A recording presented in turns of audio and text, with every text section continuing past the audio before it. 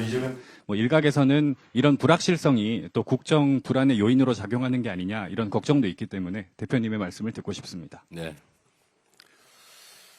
당 내에 한덕수 총리 지금은 이제 대통령 직무대행에 대해서 이번 내란 사태의 책임 또는 기존의 국정 난맥의 책임을 물어서 탄핵해야 된다라는 주장이 상당히 많이 있는 건 사실입니다.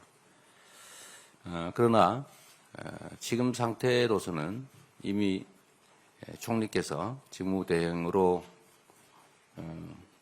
확정이 됐고 또 너무 많은 탄핵을 하게 되면 국정에 약간의 혼선을 초래할 수도 있겠다는 판단 때문에 일단은 탄핵 절차는 밟지 않기로 했습니다. 제가 어제 우리 총리님과 통화를 잠깐 했습니다. 통화를 했고 저는 이제는 여당이 지명한 총리가 아니라 이제는 여야를 가리지 말고 정파를 떠나서 중립적으로 정부의 입장에서 국정을 해 나가셔야 되겠다는 말씀을 드렸고 총리께서도 전적으로 흔쾌히 동의하셨습니다. 거부권 행사는 여야 간의 여당, 야당, 지금은 이제 1당과 2당 간이 되겠죠. 1당과 2당 간의 정책적 또는 정치적 입장 차이가 반영된 것이기 때문에 그걸 어느 한쪽을 거부한다라고 하는 것은 그야말로 정치적 편향일 수가 있다라는 말씀도 함께 드렸습니다. 법과 원칙 그리고 국민과 국가의 입장에서 변화된 환경에 따라 지속적으로 판단하고 또 결정해 나가도록 하겠습니다.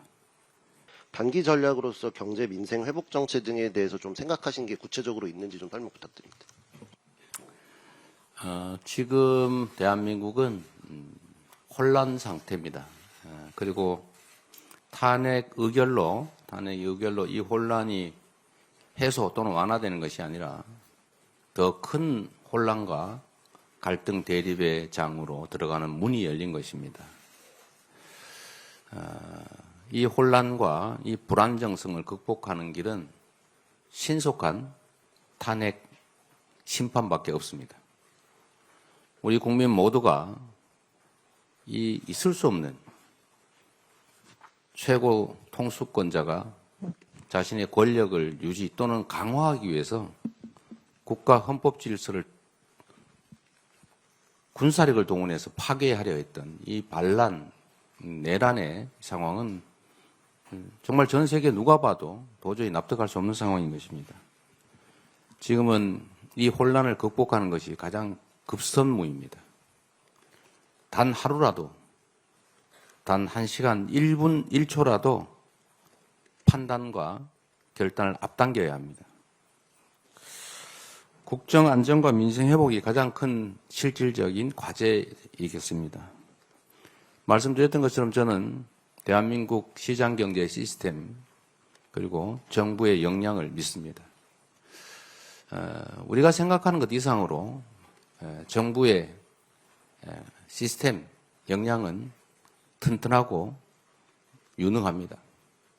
그런데 이를 지휘하는 최고 책임자가 그들의 전문성과 능력을 인정하지 않고 자율적이고 능동적이고 적극적인 노력 자체를 봉쇄했기 때문에 오늘의 이 위기가 도래된 것입니다. 말씀드렸던 것처럼 국정 안정을 위한 국정안정협의체 구성을 통해서 금융, 경제, 민생에 관한 정책적 협의를 해나갈 것입니다. 지금 당장 해야 될 일은 사실 모두가 인정하는 것처럼 내수 부족에 따른 또 정부의 재정 역할 축소에 따른 소비 침체입니다. 이 문제를 해결하기 위해서 추경을 신속하게 논의할 필요가 있겠다. 그런 생각을 가지고 있습니다. 헌재에서 대통령 기각 결정 내릴 가능성도 염두를 해두시고 계신지, 그리고 민생 혼란 외에도 장기화될 것 같은 정치 혼란은 어떻게 잡아나갈 것인지 궁금합니다. 제가 말씀드렸던 것처럼 지금은 다시 더 큰 혼란의 문이 열렸다. 이제 작은 산을 하나 넘었지만 더 큰 산이 기다리고 있다라고 말씀드린 이유가 바로 윤석열 대통령의 태도 때문입니다. 자신의 잘못을 전혀 인지하지 못하고 있습니다. 제가 보기에는 알면서도 모르는 척하는 게 아니라 모르는 것 같습니다. 자신의 잘못은 하나도 없다. 국민들이 오해한 것이다. 누군가의 선동에 의한 것이다. 라고 생각하고 끝까지 싸우겠다. 함께 싸우자. 라고 하는 것 같습니다. 결국 이것은 국민들 사이에 충돌을 선동하는 것과 다른 미 없어 보여서 그로 인한 혼란과 갈등, 대결이 상당 기간 더 증폭돼서 계속될 것 같습니다. 참으로 안타까운 일이지만 그러나 대한민국 정상화를 바라는 우리 국민들께서도 우리 민주당도 이 불의에 대해서는 저항해서 함께 싸울 수밖에 없는 상황입니다. 그리고 결국 국민 압도적 다수가 원하는 그런 세상, 민주공화국의 기본적 가치인 국민 주권 원리에 따라서 반드시 국민의 뜻이 관철될 것으로 생각합니다. 혼란을 최소화하기 위해서 그리고 혼란 기간을 최소화하기 위해서 적극적인 노력이 필요하고 우리 민주당도 최선을 다하겠습니다. 선거 결과를 예측하는 것은 제 몫이 아닌 것 같습니다. 독립된 헌법재판기관에서 헌법의 원리, 국민의 뜻, 그리고 진실, 정의에 따라서 판단할 것으로 믿습니다. 기각될 것이라면 하지 않았겠지요. 기각될 것으로 예상을 했다면. 더 큰 혼란과 역풍이 있을 테니까. 그러나 법은 국민의 상식의 최소화입니다. 상식이 최소화된 것이 법이지요. 우리 국민들께서 건전한 상식으로 이게 맞는 말이야 라고 생각하는 것이 바로 법입니다. 또 법은 그래야 합니다. 법은 전문적이고 보통 사람이 알 수 없는 것이 아니라 보통 사람이 생각하는 상식이 바로 법이고 그 법을 구현하는 것이 헌법재판소 또는 법원의 역할이기 때문에 국민의 상식에 부합하는 결과가 나올 수밖에 없다라고 생각합니다. 여당이 뒤도록 최대한 설득할 것인지 어떻게 좀 하실지 구상이 궁금합니다. 여당의 입장, 지금 이제는 여당이 아니죠. 국민의힘. 이제 여당, 야당 안 했으면 좋겠습니다. 여당은 사라졌죠. 야당도 없습니다.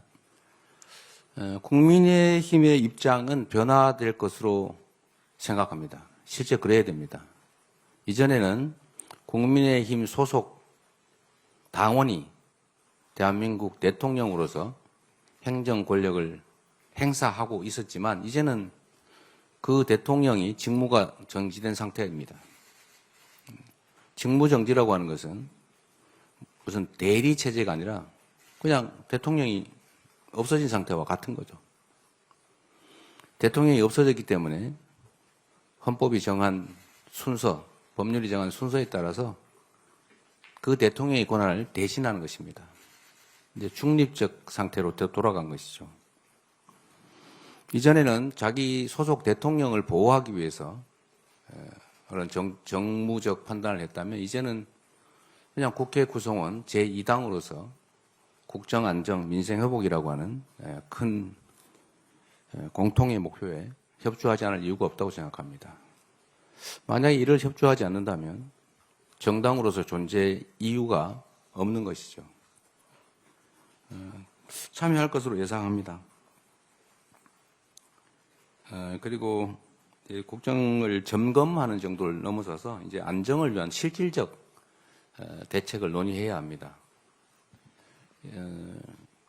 중민주권 국가인 대한민국에서 국민이 직접 선출한, 직접 위임한 권력기관은 이제 국회밖에 없습니다.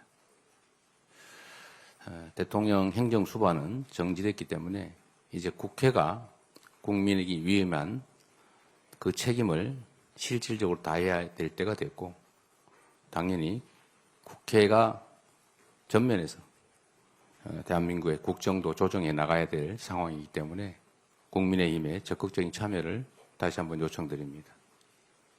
작은 이익을 따지다가 큰 역사의 물결에 휩쓸려 가는 일이 없기를 바랍니다. 거부권을 행사하더라도 탄핵을 안 하겠다고 말씀을 하신 건지가 좀 궁금합니다. 직무대행은 교과서적으로 보면 현상 유지 관리가 주 업무이고 현상을 변경하거나 새로운 질서를 형성하는 것은 허용되지 않는 게 원칙입니다. 대행의 한계를 벗어나지 않을 것으로 생각합니다. 특검 부분은 원리 원칙, 법과 상식에 따라서 당연한 것은 당연하게 이루어져야 되지 않을까 생각합니다. 일부에서 이제 뭐 대통령 탄핵 의결이 됐고 실질적으로 곧 파면될 것이 거의 확실한데 뭐 주변을 수사하는 것까지 그렇게 계속할 필요가 있겠느냐라는 의견도 있어 보입니다. 있는 것 같습니다. 그러나 그건 매우 정무적인 결단의 영역의 일이고 지금 대통령이 나는 아무 잘못이 없다. 강력하게 맞서 싸우겠다. 이러고 있는 상태라서 아무것도 변한 건 없습니다.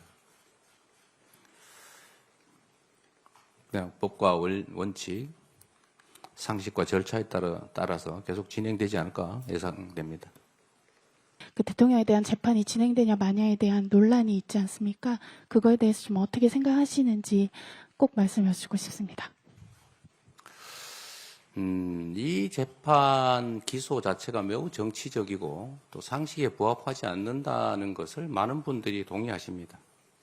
여러분도 그 내용을 한번 자세히 살펴보시길 바라고 대한민국 사법부는 또 우리 헌법은 무죄 추정의 원칙이라고 하는 아주 확실한 원리를 채택하고 있습니다.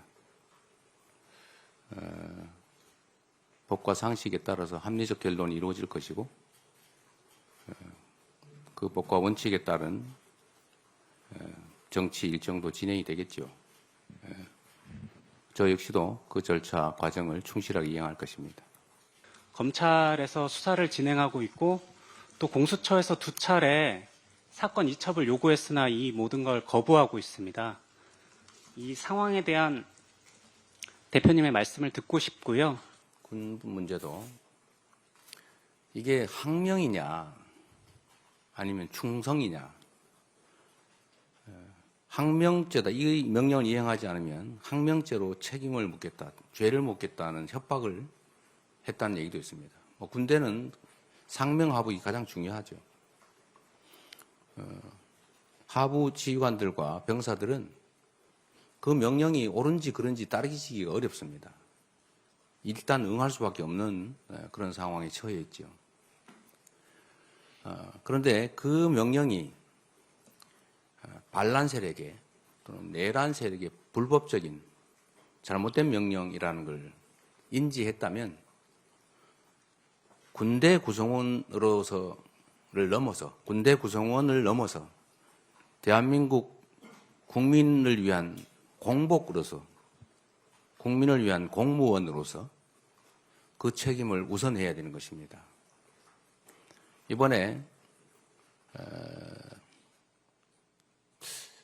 내란에 가담하는 실행행위를 명령받고도